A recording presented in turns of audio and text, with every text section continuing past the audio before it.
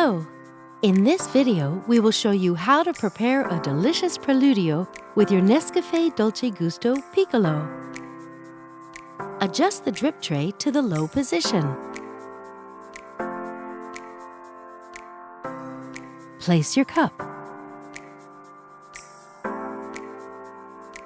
On this capsule, the XL sign means that preparation time is about 60 seconds.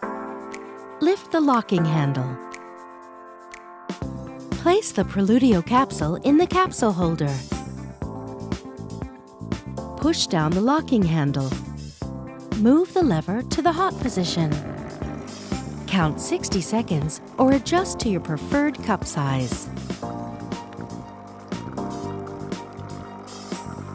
Move the lever back to the stop position.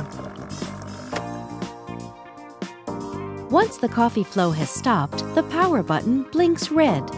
Don't lift the locking handle until the power button turns green. Keep in mind the coffee level on your cup as a guide for future preparations.